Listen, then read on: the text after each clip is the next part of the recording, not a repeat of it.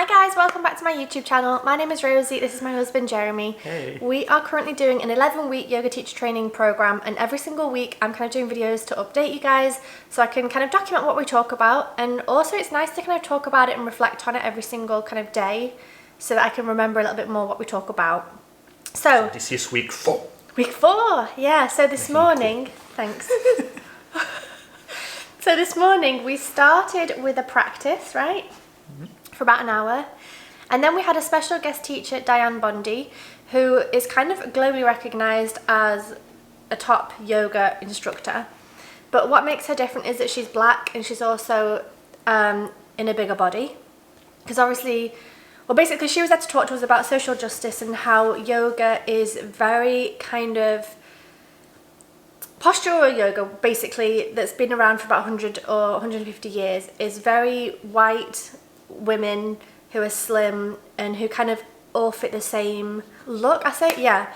And she was kind of talking about, you know, how it feels to be a black woman in a yoga class when people think that black women don't do yoga and plus size women don't do yoga, and what is she doing here? And she was saying that she's even taught yoga classes where people leave the class as soon as they see who the teacher is, or she'll go as a student to a class and then people will move their mats away from her either because she's black or because she's big or both. And the discrimination against black people in America. She's Canadian, well, she's Caribbean Canadian, she said. Bermuda. But she was talking a lot about racism in America mostly, and how it was just like, she talked to us for about an hour and she just kind of smacked us in the face. Like, she was very like, bam, this is all of my... This is the reality. This is the reality, yeah, because obviously, like, for us at least, as white people, we don't see racism, and we've kind of talked about this a couple of times on on this channel. But yeah, to see it from like a yoga perspective as well was super interesting. So I took some notes this morning because we then had a discussion in small groups, and I didn't want to forget what we'd kind of spoken about. So she talked to us about kind of do your own education and do the work. It's not enough just to post a black square with the Black Lives Matter thing. It's not enough to have a black friend. And they were talking about as well, it's interesting, you can have black friends but still be racist, you can be gay but still be homophobic, you can that was interesting. You can have a big body but you can still be fat phobia, whatever it was. No, but that was interesting, like, you can have a gay friend and be homophobic, like, I can get that. Yeah. But you can be gay and also be homophobic. That's something I've never thought about. Like, that was interesting. Yeah. So some of the things, there was a couple of things in particular that kind of resonated with me. I'm sure different things resonated with different people. But for me, one of them was the white saviour complex, and how white people typically want to go to Africa and help save the world and help the poor black people. And it's a whole conversation in itself, I know. But she said, for example, in the yoga community, it's not enough just to be a white yoga teacher and go to a black community and offer a free yoga class, because that's kind of, you think, oh, I'm just going to go over there and give a free class and help all these people and then go back to my cushy life at home. And she was saying what would be better is to contact the people in that community and say, hey, I'm a yoga teacher, how can I help you? And that might be with social media, it might be with cleaning out rooms for classes, it might be helping the kids with homework, it might be whatever it is, but you can help communities without being the actual yoga teacher that's just gonna pop over there once a week and do a class and think, oh, that's me done. So I found that really interesting. Yeah. Well, and also, like, talking about that, she was speaking now, at least in the US or in Miami, like a regular yoga class in a studio is $25. So that's already, putting a threshold in. It's already not always accessible. Yeah, I mean, that's like a few hours of work for some people when you think about it, if you pay minimum wage. And also it's in white neighborhood, or like it's, like she was saying, that you don't find the yoga studio in the neighborhood where the minorities and like low income communities live.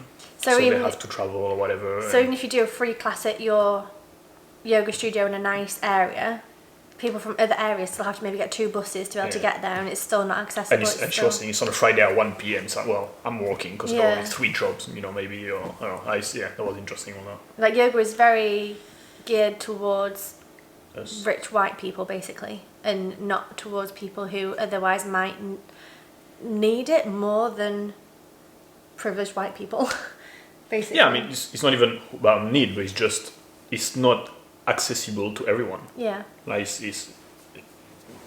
only a few people can go to the class right now. The next one that stood out to me was that, so yoga came from Indian.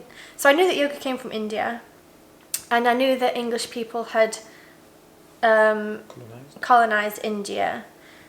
But what she said was that, I mean, it's interesting because I guess people have different kind of ideas of where yoga started, but because Dennis told us that yoga started with 12-year-old boys and it was kind of like a circus performance thing, like, oh, look how flexible our 12-year-old boys are, they can do back bends and things. Whereas she said that yoga started from Indian men primarily wanting to be strong, to be able to fight against the British people who were colonizing everything, which I found interesting as well. And it's kind of, and she said at the end, like, you know, some of this might be triggering. And for me, as an English person, learning yoga that was created by men to protect themselves against my ancestors, if that makes sense, it's kind of a weird cycle. It's that was a weird one. I think, I don't know, not that, like, it wasn't me that did that, but it was, you know, my ancestors that went to India, and then these people had to protect themselves against the English people, so learnt yoga as a way to be strong and flexible and agile and whatever else it was. So that was kind of a like a red flag, I guess, just something that I kind of thought about as she was talking. I was like, oh yeah, okay, so is it weird that I'm now learning how to teach yoga to people when initially it was used to protect people from me, if that makes sense? Yeah, you don't have to take it personally. No, but it is an interesting subject. Yeah. It's not like I'm taking it personally, but it is my ancestors, I guess.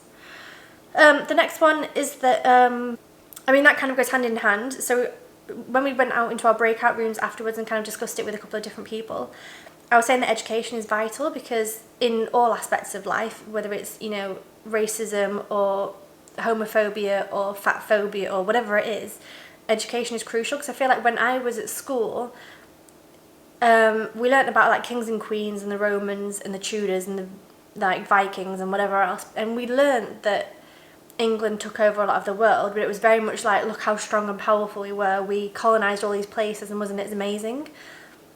We never really got taught about the lives that we destroyed, the slavery that happened, Indians having to fight against us because we were taken over, and like there's just so much of history I don't know about, and there's so much useless information I do know about. I mean, not that I retained a lot of it because I'm not very good at learning, but I mean, I feel like crucial parts weren't taught to us as children about like slaves and things and about India, and I was never told that at school. So I really want to educate myself more on my British history, I think, and where everything came from and how it all started, because I literally have not really any idea about all that kind of side of things. So I was saying it'd be good to, you know, in schools to educate the good and the bad of everything. So not just like, yeah, we took over the world, aren't we amazing, go Brits. It should have been like, well, yeah, it was, I mean, we were powerful. It was, you know, not that we were good at doing that, but I mean, you know, we obviously, how do I word this? Well, at the point, it was a powerful empire. I mean, after you don't have to judge it, that's what it was. Like, yeah. Is it a good thing or bad thing? I don't know. Well, no, but not even that. But okay, we were a powerful empire, yes, but we were never taught about the lives it might have affected and the people that we killed and how, you know, cultures changed because of what happened. I don't know. It's just something that I really want to educate myself on. The more I learn about yoga, the more I kind of want to know more about my the history, which I've never been interested in history before. So now it's interesting that I'm like, oh, I wonder how that happened, or oh, I wonder why that's that way, or whatever. When she was talking, I thought about something that I've read in a book, Sapiens, that most of the time when you have an empire or whatever, a power invading another country, if the colonization is successful, in a sense, most of the time the history of this place is wiped out. And maybe India in this case is not a good example, because I think India is still kept there is my drink tea, but they kept like a strong, you know, they didn't become too English in a sense. When the Roman Empire invaded all Europe and everything and whatever, they were destroying books and some historical buildings and stuff. One of the reasons, in Europe, all the architecture is the same and everything, is because like this empire wiped everything out and built stuff the way they saw it. So that's why there is like a, you know, but that means that basically, like, it's interesting in this book that the like we actually don't know the real story of some countries anymore because it was destroyed at some point by a power, and it was rewritten with the perspective of the invader, and everything else was wiped out, like burned. So actually, like, eventually, like, the story that we have now might be far from the truth. I mean, it's one point of view. Yeah. You know. I have to read *Sapiens*. It's something I do want to read. That was a chapter that actually, and I don't know. She said something today about colonization, and I don't know. I thought about that. Which was okay. The next one I've written is that everyone is the same mindset takes away from people's history. Yeah, so we were talking about our experiences within racism and how we have prejudices against people without even realizing that we do. So, for example, if you see two gay men, walking down the street holding hands, what is your first reaction? And then what is your second reaction? Because usually your first reaction is how you were brought up, and it's kind of embedded in you. And then your second reaction is actually how you think. So you might think, oh my God, they're gay. Oh, but that's cute. Or you might think, oh my God, that person's black and scary. Oh no, it's just a person doing their grocery shopping. Whatever it is, you have that initial thing that's kind of embedded in you that you can't really get rid of, like it's hard to get rid of. And she was saying that even as a black woman, she did a test on the Harvard University website, and it's like I've forgotten the words she used. But you can basically see your prejudice. Elusive bias? Yeah, about your biases. I think if it's the same thing, I think I've done it, and it basically shows you a picture of a European white person and an African American or black person, and it kind of tries to trick you into saying. Anyway, I'll try and find the link and leave it below. I'll do it when we finish. So. Yeah, and it's interesting. I think mine came out as being neutral, but it tries to trick you into thinking, you know, you have to press certain buttons and okay, which ones. Whatever. I'll leave the link below. Do it. It's super interesting. Mine came out as neutral, thank God. Well, what was interesting is that she did it. Yeah. And she said that the result was that she had biases towards black people. Yeah, against as black a black people. person. So that was interesting because it's because it's so ingrained. Yeah, and it go further than just the white versus black or I don't know, straight versus. It's even within our own communities we all have cliche and stuff. That was interesting. But the reason I wrote this down, so like I said, I came out as neutral as that, and I was always kind of brought up that people are just people, whether they're black, brown, gay, Muslim, this, that, or the other, they're just people. So I always kind of thought that I was one of the good ones, and that I was not a bad person, I was not racist. But something that I learned last year with the whole George Floyd and Black Lives Matter is that when you start to say that everybody is the same and everybody's just a person, it can take away a whole section of people's history, and it kind of minimises everything that they've gone through. Yeah. So to say that, like, oh, you're just a black person, you're the same as me, well, no, they're not the same as me, because their life is completely different. They walk around a supermarket feeling scared, they see a police officer, they're scared, they go anywhere outside of their home and they're scared because they might be subject to racist actions, whether it's from the police or from the, you know, white people, whatever it is. So for people to say, oh, everyone's equal, everyone's just people, yes, that's all nice, it's a nice idea, but actually it kind of can diminish and take away from what black people have had to work so hard to get to even to where they're at now, and obviously they're still not treated as equals even now. So it was just an interesting conversation because a lot of people were kind of talking about their experiences, and I'm not going to talk about theirs because that was kind of in the private conversation. But yeah, something I learnt last year was that it's not okay just to think that everybody's the same, because they're not, because it almost takes away from their experiences and their life and their history, I guess. You know, like having your grandparents as slaves and being raped and abused and beaten up and all this stuff. If you just say, oh, you're just the same as me, well, actually they're not at all, because my grandparents were not treated that way. So that was something that I brought up in our small group, which I thought was interesting. The next one, cultural appropriation about yoga studios and Buddha statues. There's a fine line between respect and cultural appropriation. I found this interesting. She was saying that a lot of the time now, so yoga is like a 6,000-year-old tradition, But postural yoga, in terms of what you see on Instagram, is only 150 years old. So it's like the Instagram yoga girls doing all the poses. That's 150 years old, and yoga itself is 8 different parts, and only one part of that is the poses. And she was saying that oftentimes people will have white sage and they'll cleanse the space of all the spirits and things, which is such a Miami thing. So Jeremy was wetting himself. He found that hilarious.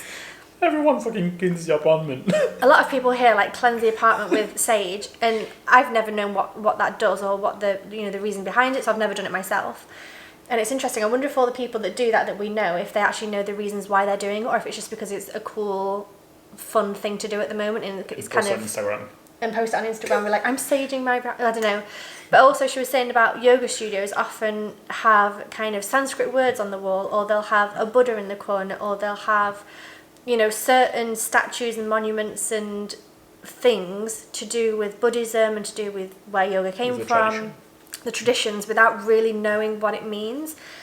And I found this interesting because there must be a very fine line between understanding the tradition and where it came from and wanting to respect that and do that, but then the other side is cultural appropriation, where you just do it because it's cool to look good on Instagram. And business and marketing. Business and marketing and things. So it's kind of...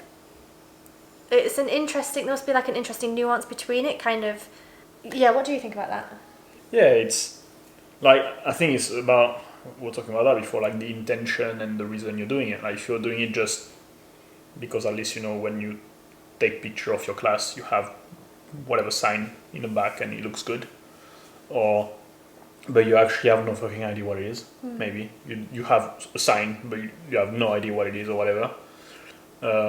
Or are you doing it because when you did your training, you've been learning about X, Y, Z, and you resonated with this concept or this one or this philosophy or whatever, and you want that to be part of your experience and practice and everything. So you're bringing that, so it's part of the environment you're creating. So that's, yeah, it's just the intention behind it, I think. But yeah, I mean, let's be honest, like most of the time, especially in our society, Western society and everything, it's just a pile of crap to look good. Yeah. The next one that I wrote down was scroll yoga teacher on Google. And sorry, to finish on that, I mean, I don't get the spiritual shit about yoga. Personally, I don't get it yet. Like, and it's not that I don't get it. It's not what... It doesn't interest me that much. And it doesn't resonate to me, and I don't feel like... I don't know, like, if you, like right now, if I have to teach a yoga class, and I say the thing at the end that they say, like, the light within me, blah, blah, blah, that would be fucking being hypocrite. Well, don't say it then, that's not... No, I won't, but like, because I don't resonate to it. Like, I don't... It's just a sentence to me. I literally has, right now, week 4, like, no meaning, no anything. But I feel like it's the thing to do. It's cool. We yogi. But I think the thing...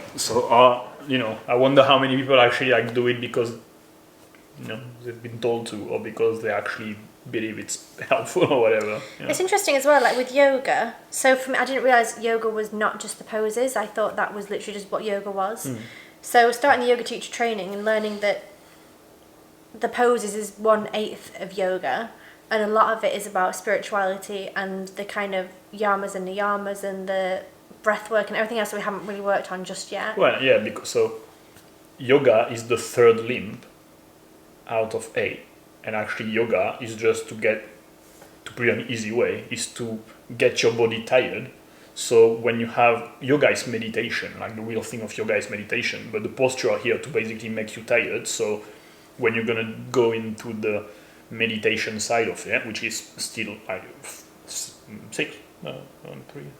5 limbs of the whole yoga, like you won't be so attached to your physical and you'll be more focused on your mind and everything. That's why they say usually when you do a class, like, you do all this work to enjoy the shavasana and the meditation at the end, because that's where you are going through the other limbs of the yoga. Yeah. Next one, scroll yoga teacher on Google. So she said to us that, like I said in the beginning, yoga is mostly white, skinny, rich people, basically. Women, yeah. And she was saying that if you type yoga teacher into Google and go in the images and scroll, it'll take you a little while until you find a white man. It'll take you a little while until you find a plus size white woman under body positive yoga teacher, not just yoga teacher, it was body positive. Keep scrolling. You might see a person of colour, you might see a male of colour teaching, but mostly it was white, young women, conventionally attractive. And she said it's quite sexualised, which I think as well. Yeah, because they're all doing also like extreme poses. Either extreme poses or the kind of one that puts your body into a sexy position. Or yeah, you don't do child pose, you know. Like.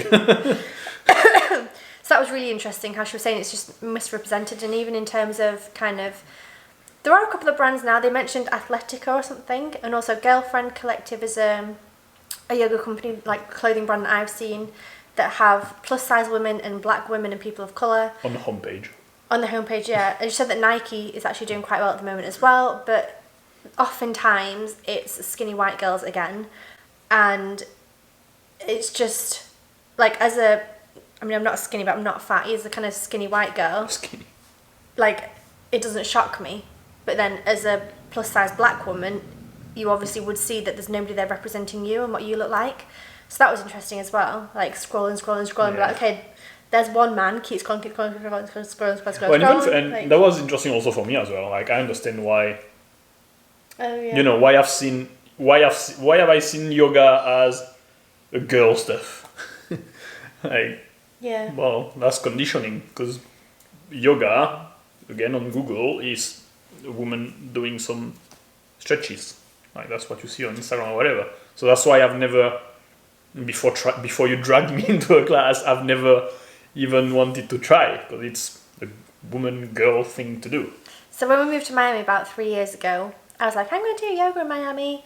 So I went to a class, and then I went once and you didn't come. And then I was like, Jeremy, come on, I think you'd enjoy it, it's good. And he was like, no, it's just stretching for an hour. I don't want to stretch for an hour. And I was like, it's more than that, it's so much hard work. I'm sure you actually said, like, there's some men there. Yeah, there's some men there. Yeah. And he was like, no, it's just girls. And I was like, it's not, trust me, I think you'll enjoy it. And you went along and you're like, holy shit, like the first couple of weeks even, couple of months, we were struggling to keep up and like do the poses and, you know, not be out of breath and things. So it's definitely got its, what's the word? It's definitely represented in a certain way that it not necessarily is. It isn't just for skinny white women, it is for everybody. Or it should be for everybody. Because also, like, when you dig into it, like, you know, like this, the chair yoga, or like, it can be used actually for some good. Yeah. And then the next thing is that we were talking about how, in our small groups, when we kind of did the breakout rooms, so I was saying that how sexism never happens when Jeremy's around, in terms of me being catcalled, or men honking their horns, or talking to me in the supermarket, or looking at me a funny way, whatever it is. We're going to talk about catcall, by the way. Huh? We're going to have to talk about catcall. I'll explain what catcalling is. Because that doesn't make any sense. Okay. I don't even know the origins of the word. Anyway, back onto this. So that never happens when Jeremy's around, so he doesn't ever see it happening, because obviously men don't want to respect Jeremy by disrespecting me. So it never happens when Jeremy's there, so he never sees it. Whereas literally the other day in the supermarket, he was just behind me looking at the fruit, and I was looking at something. And a man walked past and was like, hello. Like, not in a nice way, in like a creepy way. And it's just that I know for a fact, if Jeremy was stood next to me looking at the same thing, he would not have said that to me. Yeah. And that's where it's different. Like, it was just somebody saying hello because they're kind. Hi, that's fine. Hello, nice to see you. But it's certainly different when it's a man talking to a woman when she's on her own. He would never have done that when Jeremy, if he was stood there next to me. We were talking, like, relating this back to racism. We spoke to somebody recently who's a gay black man growing up in small town America. And he was saying that his husband is white, and his husband never really sees the racism happening to his husband, because when he's there, it never really happens, because it's a black man and a white man, so they're less suspicious, I guess. Whereas if it's a black man on his own, they are more suspicious. And he was saying that his husband noticed it happening when they went into a supermarket, and the store assistant basically followed them around the whole store and was watching them and following them to making sure, obviously, he didn't steal anything or do anything illegal. And And that kind of made his husband realise that racism does happen, it just doesn't happen particularly when he's around. And it's kind of similar between sexism and also racism. Like, it probably doesn't happen, like, I don't see racism happening because I'm not a black person, but it happens every single day. All the microaggressions in terms of things like that, like following people around. And this gay black man was as well saying that he got a scholarship into school, and everyone says to him, oh, what sport is that? And he was like, no, it was for mathematics or something. Yeah, or, just because I'm like, intelligent. He's intelligent. It's not because he's good at sports, where like automatically you think a black man must be good at sports. And also because he was college. like muscly and Yeah. and everything. Like almost like, oh, football, no brain. Yeah. Yeah, that was super interesting. So it's interesting how people have like predetermined ideas of what black people should be or shouldn't be, or what they're going to do or what they will not do. And, you know, black people don't do yoga. Why not? Plus size people don't do yoga. Why not? Of course they do. Like, everyone does yoga. So it was just it was kind of an hour of like her throwing punches. It's funny, like sometimes I was like, wow, she's going ham, like she was going in on us. But it was amazing to see that passion and the I love it. Was no bullshit as well. anger like, as well. No like, bullshit. yeah. Just like this is what happens. This is yeah. the real. This is the fucking truth. Yeah. Like, you don't like it? Good. Yeah. Like, If it makes you why? uncomfortable, good. Good. Like, Sit with it. yeah. Why does it make you feel uncomfortable? She didn't take like gloves or whatever. It was like, this is it. Like, this is my life. Yeah. Yeah. So anyway, it was a really, really interesting kind of hour and a half. I think we had with her, hour or something. I'll leave her Instagram link below. She's kind of an activist in terms. She said she's an accidental activist because she went to a yoga class and felt super awkward. Went home and wrote about how yoga is not just for skinny white girls, and that post went viral. And then she ended up being like a speaker now about how yoga is not just for skinny white girls. Anyway, that was a long conversation talking about this morning, but it was really good. I really enjoyed it. Yeah. I'm going to try to bring on a podcast. So stay tuned for Oh, God. I think she'd be amazing. Yeah. The other thing I found interesting as well is how she says, and I heard this a lot last year with the Black Lives Matter thing, is that it's not her job as a black woman to educate white people on what it's like to be a black person. Like, it's not her responsibility. We need to do the work ourselves. We need to go out and read and watch TV films, talk to black people, listen to podcasts, read books, do the work to understand it ourselves. We don't have to keep asking black people, oh, what's your experience? Tell me about it. So we love that. And then this afternoon we talked about Flow 3, which is basically mountain pose. And then some sitting and laying poses. So sitting with your, if this is your legs, with your legs like this and stretching. What were the other ones? Shavasana, my favourite. Yeah. Spinal twist. Yeah, laying on your back. The wheel. Put your legs to one side. Oh yeah, wheel and the bridge. Bridge pose. So it's like basically the closing sequence that you do at the end of the class before laying down. So we did like an asana lab that it calls it. So you go through the pose and talk about the cues, the misalignment. cue, yeah. Well, alignment, cues, common misalignment. You deconstruct the poses. And you break down the word as well, what everything means, because in Sanskrit everything means, like Urdhva Hastasana means upward hand pose. I got one that didn't have any Sanskrit. Yeah. I was like, oh, okay. Well, my Shavasana is just Shavasana. Well, it's corpse pose. Oh yeah, corpse pose. Yeah, but Yeah. people just say Shavasana. So yeah, it was good. We kind of broke down those and did some teaching a little bit. So we had like a full sequence where every person in the class, is about 22 of us, 23 of us, did one section of the sequence. So somebody did a bit of the warm-up, a little bit warm-up, this, that, the other, da. So that was nice. Yeah, now we basically have enough poses in our knowledge to teach a full class. Yeah. So after 3.5 weeks technically, like 3 complete weekend and 1 day. Yeah. We have everything, so now it's just practicing and Practicing better, teaching as well. Yeah, so I mean, yeah. But it's interesting that we're learning a lot. It's a lot of knowledge there. And something I like as well is when you listen to other people teaching, you can reflect on yourself and think, oh, well, I might have said that one differently. Or, oh, that was really good, or oh, Yeah, I didn't good quite like cue. that I like one, this or one. oh, I'm going to steal that one. Yeah, so it's interesting to kind of listen to other people teaching, so you're not just Yeah.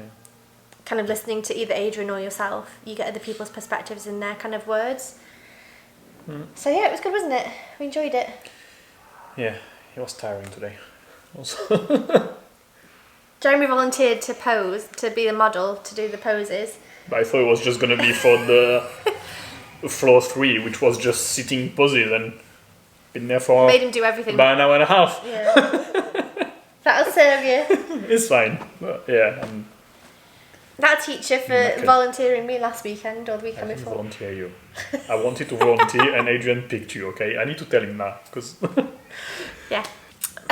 So that's it for today, Saturday. We're going to come back again tomorrow and talk to you about Sunday session and what we could talk about with that. I think it's going to be a lot more of the same, right? no, it's gonna be about. We have a new teacher coming to talk about sciatica. Yuliana. She's a yoga therapist, which is different than a yoga teacher. You have to have like a certain I think science it's a degree. 1,000-hour training. Yeah, we'll tell you tomorrow, but it's Yeah. going to be sciatica and another word that I don't know in English. So I think it's going to be more like therapeutic / medicinal, how yoga can be applied to treat stuff. It's going to be quite different and less fitness or less, What's interesting though is what they've said to us a few times, they're not allowed to say the word therapeutic yoga because to be a yoga therapist you have to have a certain degree, like a qualification. Yeah, So you because can't it's even not like the Yoga Alliance. And Yeah, but even Sari was saying, I can't technically say we're doing therapeutic yoga, but we're doing therapeutic yoga. well, we're going to be having like a 3-hour lecture about that. Yeah. But So that'll be good. Anyway, so we'll be back tomorrow to talk to you about that. Yeah, bye. good night. So Sunday we didn't record at the end of the day because I kind of had a bad day and I'm going to talk about that in a second. But we started off the day with doing a gentle yoga practice which was lovely. I'll pop that here. I think we did a time lapse. And then we talked about different areas of yoga, didn't we? Esoteric. That was something that went high over my head. Yeah, so we were it was all like philosophical hoo-hoo thing for me that just didn't stick. Well, I didn't get it. So we talked about like the chakras and how there's thousands of chakras in the body which are energy centers, but how the 7 main ones going from the base of the spine to the top of the head. And the bandhas. Bandhas. And then like some circle around the like the Russian dolls. Like we have like a body, Oh, we like have a like physical a physical body. body. And then you have the think. body where you have thoughts. You have a body where you have like subconscious. There's 5 of them. Yeah, there's other ones. There's a higher self and a higher self, or Yeah. something that I don't get. It was kind of like the woo-woo side of yoga that we're not super into, which is fine because then other people were loving it and we're super into it. And it was interesting because he just said at the end, like, if this isn't your thing, just don't include it in your yoga teaching. Just do whatever feels right for you. So I think for us, we're probably not going to be including that because we didn't understand it. But the reason I had a bad day was because we're talking about breath work, and he mentioned that when a baby is born, the first breath that they take like opens up the lungs and it shuts down all the kind of the ways that the baby was relying on the mother to stay alive. And the first breath that opens the lungs and it starts a whole different system of the baby's body. Yeah, that was interesting, actually. And the whole, it was really interesting. But the way he was talking about it really set me off because when I had the abortion for almost 4 years ago now, if you didn't know I had an abortion, by the way, I'll leave some links down below, actually not up there, down below, where we talk about it. But I basically had to have a late term abortion at 26 weeks, which is about 6.5 months pregnant. And one of the biggest traumas for me was having to actually give birth. And do you know how like in films and TV shows they give birth and then they wait for the baby to cry and then it's like, oh my god, the baby's crying, it's perfect, it's amazing, that's what you want. And then giving birth and not hearing the baby crying or obviously breathing or doing anything, movement or anything kind of was really hard for me. So when he was talking about that, he didn't just, like, he kind of read the quote, whatever the quote was, talking about it. But then he also kind of talked about it a lot more in detail as well and kept talking about it and it just set me off. So I had to pause the video because we're obviously on Zoom. had to pause the video and had a good cry, and I just thought, okay, I'll just cry and be alright in 5 minutes, but it kind of just came out of nowhere and knocked me out for the whole day then, and like for the next couple of hours I was just tearing up, wasn't I, and crying. Yeah, it was ups and downs. Yeah. Probably. And it's a shame because like I know he didn't do it on purpose, and I know that like it must be hard to teach 200 hours of yoga and not upset anybody, because obviously, and it's meant to be like it is not it's meant to be, it is like you know, teaching yoga for everyone, and we're going to have a trauma weekend where we talk about people's trauma, and we're trying to use certain words. I've mentioned before in previous videos how we're not supposed to say like the correct way or the best way or the right way, you know, it's not right or wrong, it's just whatever's right for that body. Accessible yoga, and making sure that you can teach people who maybe have been victims of abuse, or maybe people who are pregnant, or maybe people who are in a wheelchair, or people who can't rest on their hands, or whatever it is. Like, we're really being taught a whole range of yoga so that we can teach everybody, and to be sensitive to different situations and different people and different body types and all the rest of it. So it's very conscious in that respect, and I just think that this one quote would, like, for everybody else just would have been a quote, but for me it really kind of hit me. Yeah. So yeah, then the rest of the day I kind of just stopped listening, honestly. Like, I just kept thinking about the abortion. I kept thinking about like imagining a little boy running around and what he would have looked like, his hair colour, like with, you know, words he would be saying, his personality, and I kind of just kept thinking about that the whole time. Like, I was sat and watching it, but I wasn't listening to anything that they were really saying, so Jeremy's going to have to take over for the rest of the day because honestly, I felt like it's a shame as well, because I really want to, like, I'm obviously, you know, really enjoying this yoga program and I really want to do well and learn a lot, but I just could not focus for the rest of the day. So he made us kind of, well, when I was crying, he made everybody else like stand on one foot and then basically pull in your pelvic floor muscles, the thing that stops you from weeing, suck in your belly, and also like stop your throat or something. Well, it was about the bandhas. Okay. So like 3 of the bandhas. And we have also some in the feet and in the hands, but something about energy that, again, I didn't really register And then well. And then in the afternoon we had... Well, and then we did restorative yoga at the end of that. Oh, then we did restorative yoga. Yeah, before lunch. That was nice, but again, I mean, so when I first started doing yoga 3 years ago, well, I kind of started 10 years ago, but when we came out to Miami 3 years ago, like sometimes doing certain yoga poses I would cry, and we've talked about this in the program as well, how like...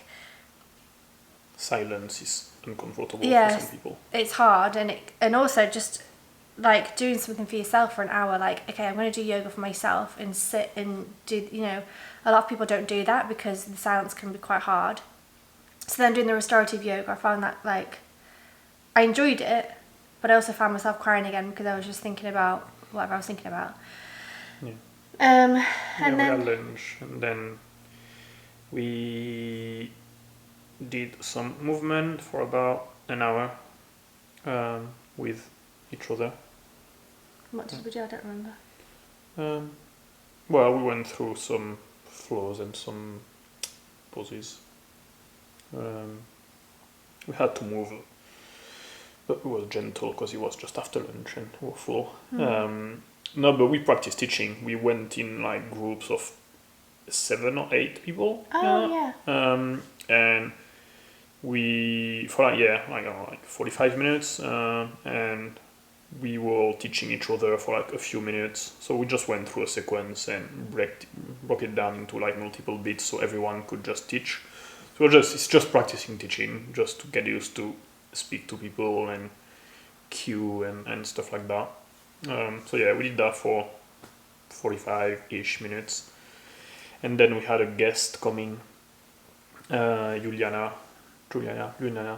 who is a yoga therapist, and she did a presentation about sciatica and what can cause a sciatica, and some poses that can help relieve the pain and eventually cure it. I mean, you're not just going to cure it with yoga, but some pose can ease the pain and eventually help with that. Because she said that a lot of people go to the doctors with back pain or sciatic pain, and they say, okay, you've got back pain, go to a yoga class. And as you were saying, so you might get a lot of people who are like first time at a yoga class and don't really know what they're doing or why they're there or things like this. So she's saying if you have somebody with back pain, there's certain things that you should do and probably certain things you shouldn't do and things you can try to relieve their pain for them. Which is interesting because it's not just about people wanting to do yoga, it's people that have been told by the doctor, you've got back pain, do more yoga. Yeah, because she was saying that when you have, like she was focusing on the lower back. She's going to come back to speak about other things, but this time she was about lower back and how when you're in pain, it's either muscular, and in this case, it's usually going to go like after like a week or 10 days because it's a muscle that's hurt. But that should go if you're careful, obviously. But if it lasts more than that, it's neurologic. So it's usually like a nerve somewhere in your body that's trapped or being compressed or whatever, and that causes pain somewhere. And so about the sciatica, she was saying like an easy way to identify it is when you have pain like down your leg, because the sciatica nerve like goes from the lower back down to the leg. So if you have like tingles and I think it like can be numbness or little things, that's a sign of it's neurologic. And she was saying that the sciatica is like a muscle piriformis. I'm not sure how you pronounce it. Oh, I don't remember. Now basically it's like the muscle is like really stiff and contracted and it's pressing against the nerve. Like it's the muscle that protects the nerve. But if the muscle is not being in a good shape in a sense, because you keep sitting, for example, so the muscle is always in the same position, you don't work out, eventually like it's pressing against the nerve and it's not protecting it anymore, it's like compressing it. So that's why you have this pain. So the idea is to just stretch and move around the hip. So this muscle is going to relax and eventually it's going to stop pressing the nerve, so you're not going to have the pain anymore. So we went through like 4 or 5 poses at the end. We went into rooms and we went to like pigeon pose or reverse triangle or child pose or what was the first one? Can't remember. Another one. But the whole thing was to use props because those poses are really efficient to stretch this muscle and relieve the pain. But if you are in pain, if you have like a sciatica and stuff like that, you're going to be like a lot in pain. Like some people with sciatica can't even sit. So she gave us like alternative poses, like rather than a traditional, you lay on the floor and you put your leg up there and everything, with like props or pillows and everything, so you can enter into the pose if you are in pain. So eventually you'll be able to go deeper. But yeah, that's very cool. It was interesting. Good information. That's it. I don't have anything else to say. It's Rosie's channel, you should carry on. It's not Jeremy's channel. I feel like I've just learned everything that we learnt on Sunday, because honestly, like I said, I was just kind of not with it and I didn't really care about what anyone was talking about and I kept crying. So that was Sunday, so that was the end of week 4. Obviously, we are recording this for the whole 11 weeks, so we'll be back next week with a new episode talking all about week 5. I have no idea what week 5 is going to be about, do you? No, I can't remember. I'm trying to think. I think people are going to have to start teaching though. Yeah, next week, yeah. We're gonna start teaching. We've got split into groups, like basically, groups of 3. And my group is teaching week 11, which I think is worse, because if you're teaching at week 5... less pressure. You can make mistakes and people are going to be like, it's okay, you've only done it 4 weeks. Whereas if you teach at week 11 and you make mistakes, they'll be like, Rosie, you should be a yoga teacher by tomorrow. How can you not teach? So I'd much rather be teaching early. But then you said as well, you get more preparation. Well, yeah, but that means more pressure as well. Well, what week are you teaching? 6, so not this week, the week after. I feel happy though teaching. I enjoy the teaching. I could do the whole hour. Yeah, I really think I really thought I would hate the teaching. I really wanted to learn more about the yoga and more about the body and how to form a sequence, and just more so that I could teach myself and do my own sequences. But I actually enjoy the teaching part, and I really didn't think I would. Like, I hate talking in front of groups. It's not that I enjoy it, no, it's just it doesn't stress me out. Like some people are stressed out. Like when we Yeah, went but into the group. you always talk in front of groups for your work and things. Yeah, so I mean, bother it you. doesn't bother me. Yeah, it's interesting how some people freaked out when the room is like, "Are you all stressed out?" And we're like, "Yeah." Yeah, it's funny how we have different reactions about the teaching. And no, yeah, it'll be fine. Yeah, I can't remember. Don't remember if we have a guest this weekend or not. We'll see. Yeah, we'll see. Surprise. Anyway, we're back next week with a new episode. Thank you for watching. Bye.